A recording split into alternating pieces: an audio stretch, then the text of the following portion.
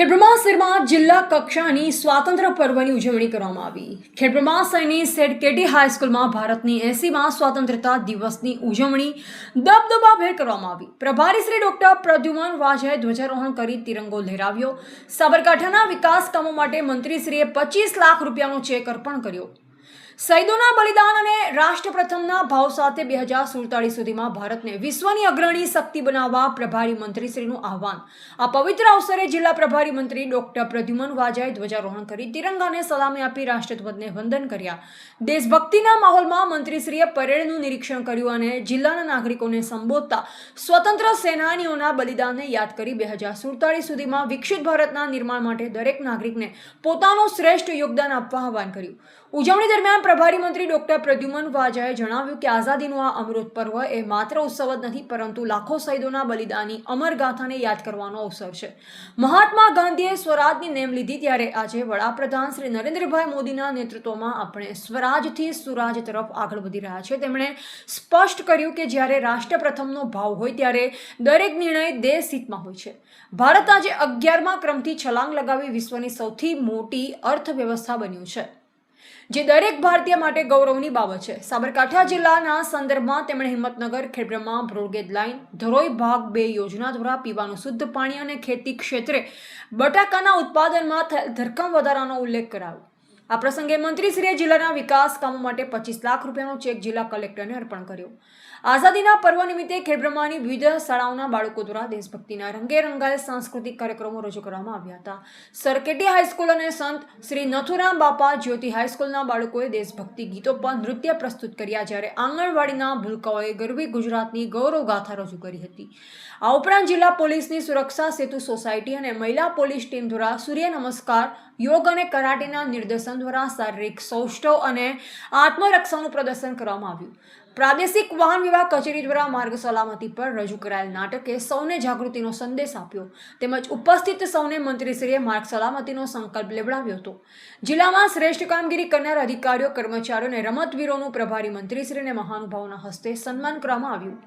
કાર્યક્રમના અંતે મંત્રીશ્રીએ માર્ગ સલામતી માટે ટોઈંગ વાનને લીલી ઝંડી આપી પ્રસ્થાન કરાવી અને વૃક્ષારોપણ કરી પર્યાવરણ સુરક્ષાનો સંદેશ આપ્યો।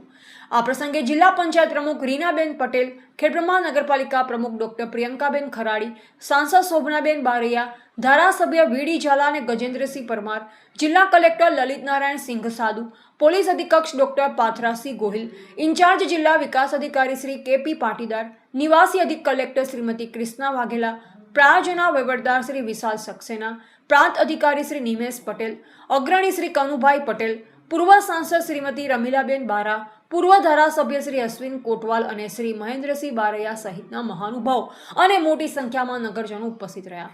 રિપોર્ટર જયેશ ઠાકોર સાથે શૈલેષ પટેલ, જિલ્લા બ્યુરો ચીફ, સાબરકાંઠા। સર્વપ્રથમ તો 80મા સ્વતંત્રતા દિવસની સર્વે નાગરિકોને હું ખૂબ ખૂબ શુભેચ્છાઓ પાઠવું છું। આજે સાબરકાંઠા જિલ્લા કક્ષાના આ સ્વાતંત્ર્ય પર્વની ઉજવણી આજે ખેડબ્રહ્માની પ્રાકૃતિક અને સાંસ્કૃતિક ધરતી ઉપર ઉજવવામાં આવી, જેમાં માનનીય સાંસદશ્રી, પૂર્વ સાંસદશ્રી, ધારાસભ્યશ્રીઓ, સંગઠનના હોદ્દેદારો, કલેક્ટરશ્રી, એસપી સાહેબશ્રી, વિવિધ વિભાગના સર્વે અધિકારીશ્રીઓ અને જાહેર જનતામાં ખૂબ મોટી સંખ્યામાં લોકો આ પર્વની રંગેચંગે ઉજવણી કરી। આ કાર્યક્રમમાં વિવિધ સંસ્થાઓ અને શૈક્ષણિક સંસ્થાઓ એ ઉપરાંત સ્કૂલો અને વિવિધ સરકારી વિભાગના કર્મચારીઓએ પણ પોતાની જે ભારત દેશ માટેની જે દેશભક્તિની કૃતિઓ એ એમણે રજૂ કરી અને ખૂબ સારી કૃતિઓનું આજે બધાએ પોતાની રજૂઆત કરી। તેની સાથે સાથે આજે ભારત દેશ માનનીય વડાપ્રધાન શ્રી નરેન્દ્રભાઈ મોદી સાહેબ વિકસિત ભારતના સંકલ્પને લઈ અને આગળ વધી રહ્યા છે, ત્યારે હું સમગ્ર દેશની જનતાને હું આ સ્વતંત્રતા પર્વની ખૂબ ખૂબ શુભેચ્છાઓ પાઠવું છું। તેની સાથે આજના કાર્યક્રમમાં જે અલગ અલગ વિભાગમાં જે કર્મચારીઓ પોતાનું શ્રેષ્ઠ પ્રદર્શન કર્યું એમને પણ આપણે પ્રતીક રૂપે એને સ્મૃતિ ચિહ્ન આપી અને એને બિરદાવ્યા છે।